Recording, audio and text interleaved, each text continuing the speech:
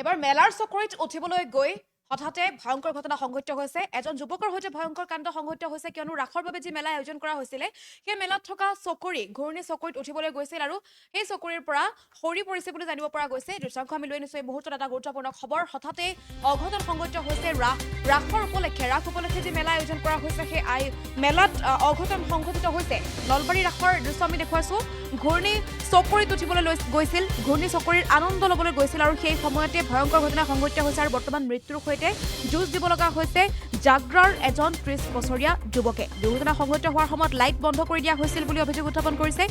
ঘূৰ্ণী যি চকৰি আছে চকৰিৰ কমিটিয়ে পলোৱাৰ অভিযোগ উত্থাপন কৰিছে আৰু বন্ধুবৰ্গই আচলতে বিভিন্ন ধৰণৰ ঘটনাক গাপ দিয়াৰ চেষ্টা কৰিছে বুলিও জনাইছে স্থানীয় যুৱকে। আৰু নলবাৰী ৰাসৰ ঘূৰ্ণী চকৰিৰ আনন্দ ল'বলৈ গৈছিল আৰু যিহেতু ৰাস মহোৎসৱৰ বাবে এতিয়া চৌদিশে আচলতে আনন্দত মতলীয়া হৈছে সকলোতে এতিয়া ৰাস উৎসৱৰ আনন্দ উল্লাস দেখিবলৈ পোৱা গৈছে।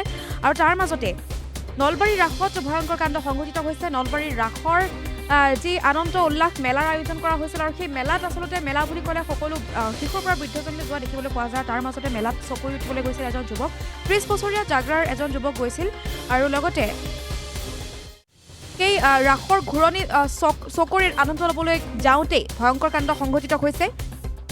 হঠাতে দুৰ্ঘটনাত পতিত হৈছে আৰু বৰ্তমান মৃত্যুৰ সৈতে যুঁজ দিবলগীয়া হৈছে। পবিত্ৰ ৰাস মহোৎসৱৰ আনন্দ উল্লাসৰ মাজতে নলবাৰী ৰাস উৎসৱত আনন্দৰ ভাগ ল'বলৈ গৈ মৃত্যুৰ ক্ষণ গণিব লগা হৈছে এতিয়া নলবাৰীৰ জাগাৰাৰ নিবাসী ৩০ বছৰীয়া উজ্জ্বল ডেকাৰ সৈতে ভয়ংকৰ কাণ্ড সংঘটিত হৈছে। ৰাসৰ ঘূৰ্ণী চকৰিত উঠিবলৈ গৈছিল আৰু উজ্জ্বল ডেকাই বন্ধুৰ সৈতে গৈছিল। মঙলবাৰে প্ৰায় 11:50 গৈছিল আনন্দ উল্লাসৰ মাজতে, কিন্তু সেই চকৰিটোৰ পৰা ওলাই পৰিছে সেই যুৱকজন আৰু যাৰ বাবে গুৰুতৰভাৱে আঘাতপ্ৰাপ্ত হৈছে আৰু উৎসৱস্থলীত হোৱা দোৱা লাগিছে আৰু সেই পৰিৱেশ আমি দেখুৱাবলৈ চেষ্টা কৰিছোঁ এই মুহূৰ্তত। আৰু বৰ্তমান হাস্পতালত ভৰ্তি হৈ আছে বুলি জানিব পৰা গৈছে। গুৱাহাটীস্থিত কসমো হাস্পতালত চিকিৎসাধীন অৱস্থাত আছে সেই যুৱকজন। ভাষ্য আছে এই মুহূৰ্তত, ভাষ্য আমি আগবঢ়াইছোঁ।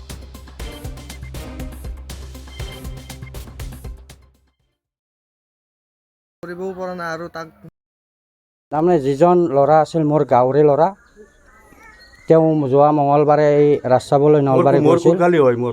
গতিকে এই ৰাস চাবলৈ যাওঁতে সেই চকৰিৰ পৰা পৰি তাৰমানে তেওঁ চকৰিৰ পৰা পৰিল তেওঁ। তাৰে পিছত আমাৰ যিকেইজন লগৰ ল'ৰা আছিল ততাতৈয়াকৈ ঘগ্ৰাপাৰ অসামৰিক চিকিৎসা মেডিকেল কলেজলৈ লৈ যায়, কিন্তু মেডিকেল কলেজ তেওঁক উন্নত চিকিৎসাৰ কাৰণে কসমো হস্পিটেললৈ প্ৰেৰণ কৰা হৈছে। তাৰে কাৰণে প্ৰতি বছৰে এই ঘটনাটো ঘটিয়ে থাকে।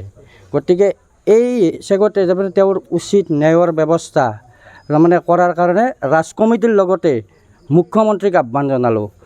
যিহেতু লগৰ ল'ৰাকেইজনে কোৱা মতে লাইটবিলাক অফ কৰিছে, গতিকে সেইটো গাপ দিয়াৰ কাৰণেই চেষ্টা কৰিছিল, কিন্তু পাব্লিকৰ হেঁচাত বস্তুটো হেৰি হৈ গ'ল, সেইকাৰণে তাৰে বস্তুটো হেৰি কৰা গ'ল। কমিটিক আমাৰ ধৰক যিহেতু ইয়াৰ ব্যৱস্থা ৰাজ কমিটিয়ে, তাৰে কাৰণে বস্তুটো ৰাজ কমিটিক আহ্বান জনালোঁ যে তেওঁক ল'ৰাটোক উন্নত চিকিৎসাৰ কাৰণে যিখিনি পাব লগা নেই সেইখিনি যাতে পায়, তাৰে কাৰণে ৰাজ কমিটিকো আহ্বান জনালোঁ। আচলতে আমাৰ যিটো সেই ৰাজ কমিটিৰ যিটো চকৰি থাকে তাত যি টিকেট বিক্ৰী কৰে, সেই সময়ত তেখেতসকলে প্ৰেগনেণ্ট বা হাৰ্ট বেমাৰী এইবিলাক চাইহে সোমাব দিব লাগে। গতিকে তেওঁলোকে নিদিয়ে আৰু এই ব্যৱস্থাটো আচলতে ৰাজ কমিটি আৰু চকৰিৰ সেই যিখিনি কমিটি আছে তখন কৰিব লাগে। উজ্জ্বল ডেকা মই আৰু লগত 3জন গৈছিলোঁ ৰাস চাব গৈ তাতে নলবাৰী ৰাস। যাই চকৰিটোত উঠিলোঁ আমি, ডাঙৰ চকৰিটোত উঠি উজ্জ্বল ডেকাত ওপৰৰ পৰাতো অলি পৰিল চকৰি ঘূৰি থাকোঁতে। তাৰপিছত পৰাৰ লগে লগে চকৰি ৰখি গ'ল, ৰখি যোৱাৰ লগে লগে আমিও নমি আহিলোঁ। আহি তাক বতে উলিব গ'লোঁ, লাইট চাইট তাৰে মানুহে অফ কৰি দিছে। তেওঁ মাটিত পৰিছে একদম চেৰিত। তাৰপিছত গেটখনো মাৰি থৈ দিছে তাহোন। তাৰপিছত যেতিয়া কমিটিয়ে বা বেলেগ মানুহে খুলিলে লাইটটো তাৰে মানুহে অফ কৰিছে, চকৰিৰ মানুহে। গেটখন ডাঙৰ মানুহে বন্ধ কৰিছিল চাগে, আমি সেইটো মই ডাইৰেক্টলি গম নাপাওঁ। বোলে আমাৰ এই মানুহে খুলিছে, পাব্লিক এজনী নাকৰ দাউৰি লাগিছে। ততাতৈয়াকৈ ঘগ্ৰাপাৰ হস্পিটেললৈ গ'লোঁ আমি।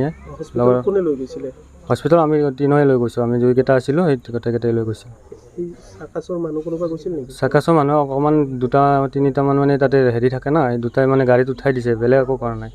গাড়ীত উঠাই দি ডাউন অহা হৈছে, আমি মেডিকেল লৈ গৈছোঁ। এতিয়া ঘগ্ৰাপাৰ মেডিকেলৰ পৰা আপোনাৰ গুৱাহাটী লৈ গৈছে।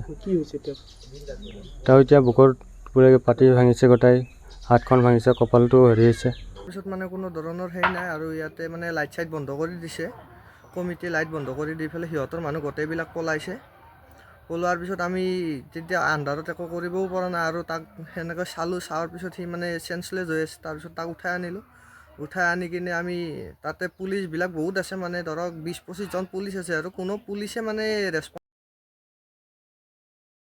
যিকোনো খবৰৰ বাবে যোগাযোগ কৰক 7099017330 অথবা 7099017990 নম্বৰত।